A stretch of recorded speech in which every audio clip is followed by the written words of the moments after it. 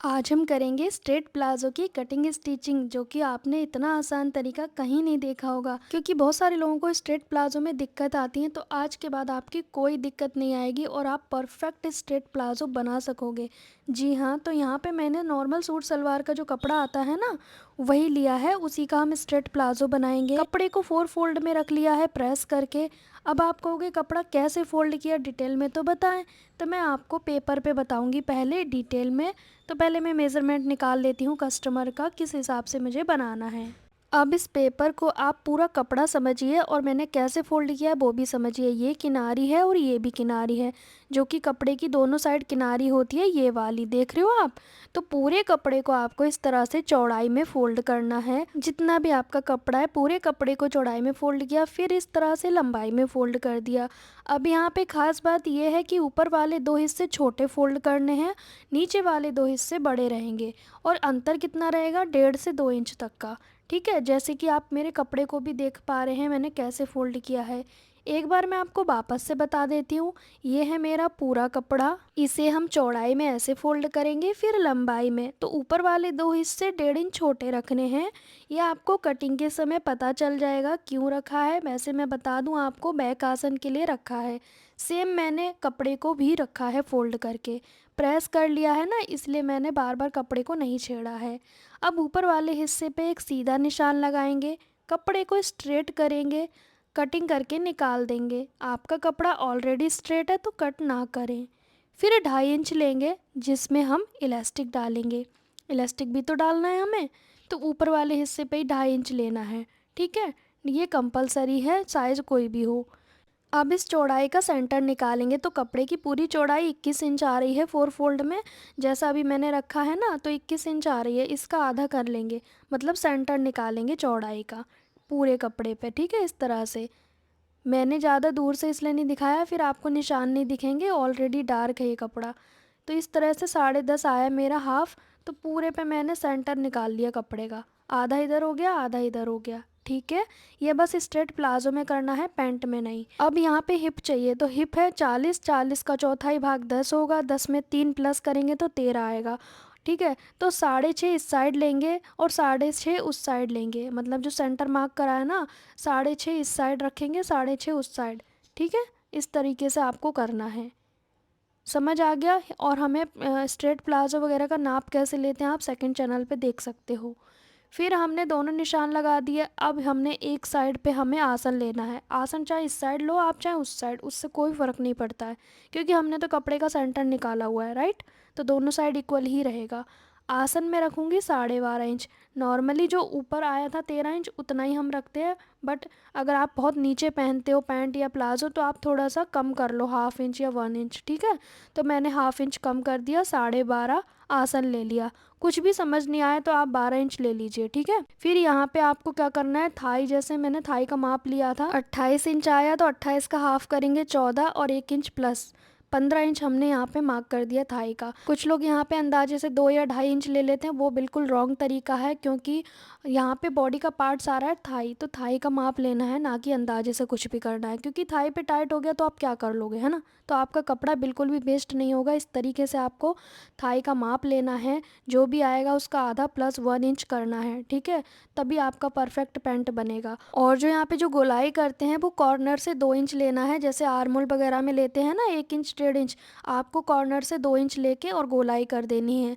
ठीक है, तो ये हमारा आसन की गोलाई भी हो गई। फिर से मैं आपको बता दे रही हूँ कि यहाँ पे आपको अंदाजे से कुछ नहीं करना है। यहाँ पे बॉडी का पार्ट आता है थाई का, तो थाई का नाप लेना है, ना कि अंदाजे से कुछ करें। ठीक है, आपको यहाँ तक समझ में आ गया होगा।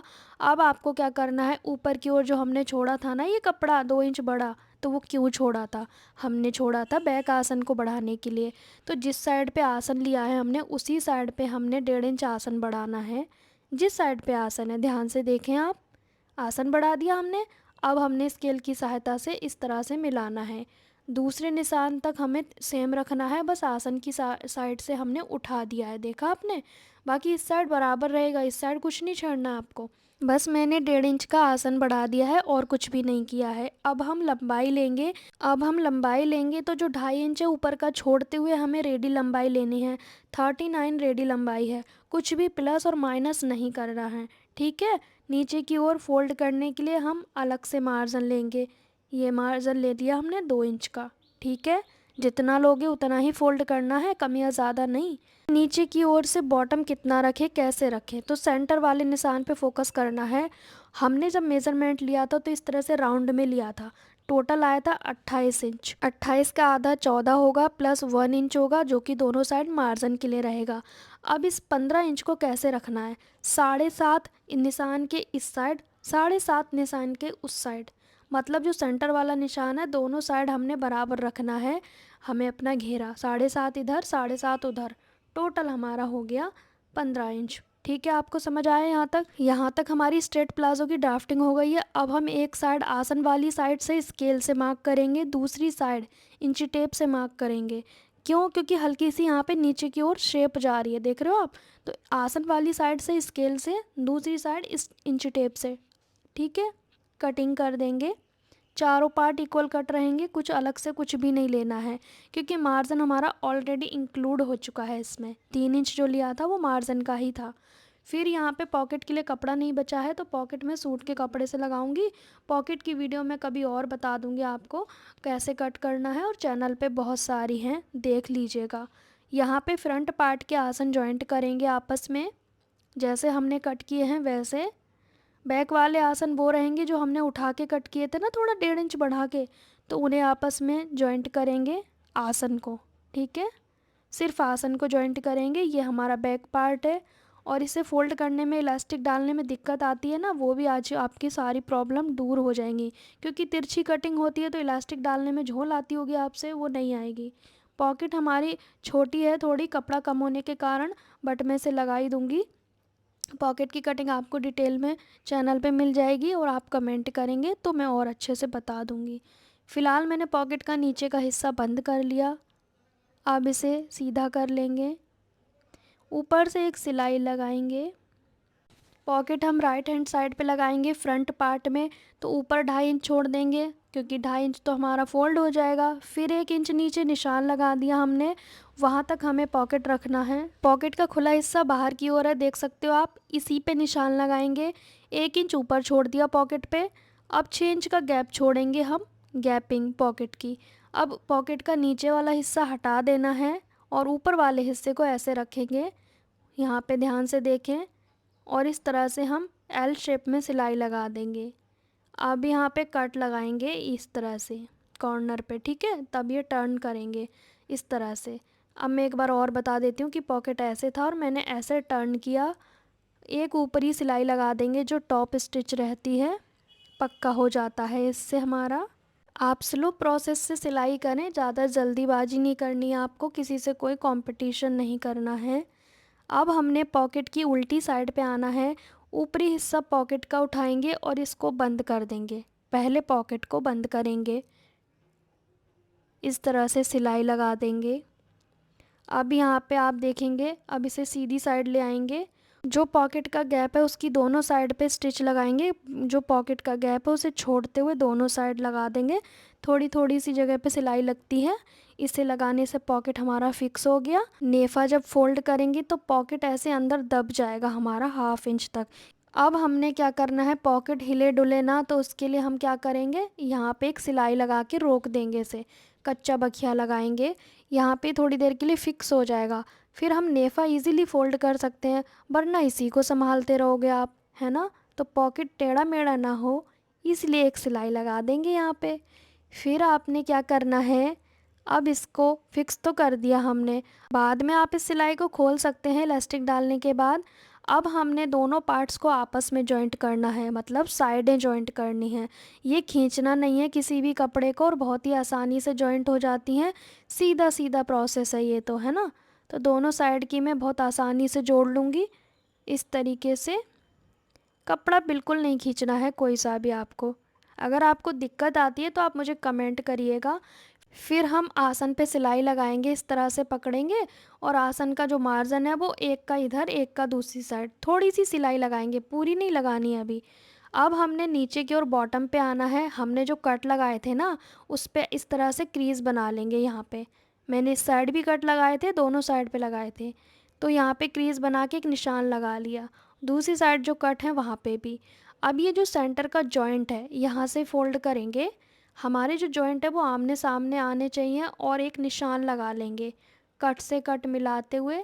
निशान इसलिए लगाना है ताकि जो विगनर्स हैं उनसे कम या ज़्यादा फोल्ड ना हो, राइट।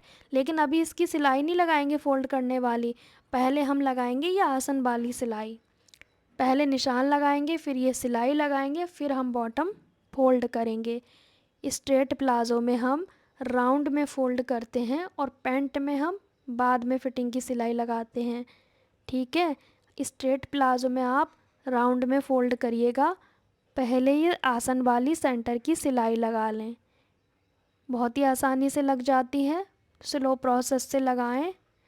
दोनों कॉर्नर को पकड़ते हुए चेक करते रहें और सिलाई लगाते रहें। अब हमने बॉटम फोल्ड करना है सीधा करके, सीधा कर लिया। अब जो निशान लगाए हैं उससे फोल्ड करना तो बहुत आसान है। जॉइंट के सामने जॉइंट आए इस तरीके से आपको सिलाई लगानी है। अब निशान को देखते जाएं और फोल्ड करते जाएं, सिलाई लगाते जाएं। निशान इसलिए तो था कि आप इजीली फोल्ड कर सकें और आपको ये भी ना रहे कि कहीं कम या ज़्यादा तो नहीं हो गया फोल्ड, वरना दोनों साइड के पैर छोटे बड़े हो जाएंगे आपके प्लाजो के। तो निशान लगाने का फ़ायदा तो हुआ, कोई झोल भी नहीं आया। सेम इसी तरह हम नेफ़ा भी फ़ोल्ड करेंगे। बहुत सारे लोगों को बैक साइड में फ़ोल्ड करने में झोल आता है, बिल्कुल नहीं आएगा। इलास्टिक मैंने ली है हिप 40 है तो 12 माइनस कर दिया, या फिर बहुत लूज़ पहनते हो तो 10 माइनस कर दो। अब हमने नेफ़ा जो लिया था कटिंग के समय 2.5 इंच लिया था, तो 2.5 इंच पे आपको पूरे राउंड पे मार्क कर लेना है। अब चारों जॉइंट आएंगे हमारे इस नेफ़े के अंदर फ़ोल्ड करते वक्त, ये चारों जॉइंट आपको डिस्टर्ब ना करें और आगे पीछे ना हो, तो आपको क्या करना है, फ़ोल्ड करके पिन अप कर लेना है। इसकी चौड़ाई इलास्टिक की चौड़ाई से 2 पॉइंट ज़्यादा रहनी चाहिए ताकि इलास्टिक ईज़िली चला जाए। चारों जॉइंट पे हमने पिन लगानी है क्योंकि जॉइंट हमारे आमने सामने हो, साइड में नहीं जाने चाहिए। फिनिशिंग से काम करना है तो आप इसी तरीके से करोगे, ओके। फिर इस तरह से चेक कर लेंगे, इलास्टिक की चौड़ाई से 2 पॉइंट एक्स्ट्रा होना चाहिए नेफा। अब इस निशान को फोकस करें, इसको ऐसे पकड़ें और फोल्ड करते जाएं। कोई दिक्कत तो आनी ही नहीं है, बिल्कुल नहीं आएगी, मैं गारंटी लेती हूँ इस बात की। नेफा फोल्ड करने में कोई झोल नहीं आएगा, छोटे बच्चे भी बना लेंगे इतने आसान तरीके से, है ना। तो यहाँ पे इस निशान को पकड़ते जाएं और फोल्ड करते जाएं। नेफा चारों जॉइंट पे पिन लगी है तो जॉइंट खिसकने का कोई चांस ही नहीं है, देखा आपने। अब हमने इलास्टिक को बीच बीच में रख के चेक कर लेना है अगर आप बिगनर हो तो, इसलिए तो मैं आपको बता रही हूँ। फिर यहाँ पे पिन हटाते जाएं, सिलाई लगाते जाएं। नेफे की चौड़ाई बराबर रखनी चाहिए आपको, पिन हटाते जाएं, सिलाई लगाते जाएं। मैंने यहाँ पे 2 इंच का गैप छोड़ा है, इलास्टिक डाल दी पिन की सहायता से, फिर आपस में जॉइंट कर दिया और इस गैप को बंद कर दिया। 2 से 3 बार ऐसे खींचें जब तक बराबर ना हो जाए आपकी गैदर। अब यहाँ पे कुछ लोग कहते हैं हमारी इलास्टिक घूम जाती है, तो बिल्कुल नहीं घूमेगी। आपको सुई नीचे करना है, खींचना है और आपको प्रेस हाथ से करते जाना है। सुई नीचे करके आपको खींचना है कपड़ा, वरना आपके हाथ में भी लग सकती है। सुई वापस नीचे की, खींचा और इस तरह से हाथ से बिल्कुल प्रेस करते जाएंगे और तो हमारी इलास्टिक बिल्कुल स्ट्रेट हो जाएगी। आपने देखा मुझे 14 इंच थाई चाहिए थी रेडी, तो 14 ही आई है, ना कम होगा ना ज़्यादा होगा।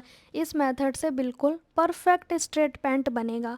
अब आपको बताना है कि ये स्ट्रेट पैंट अच्छा लग रहा है कि नहीं। मेरे कस्टमर को तो पसंद आएगा। यहाँ पे मैं इसका सूट भी बना के कंप्लीट कर दूंगी।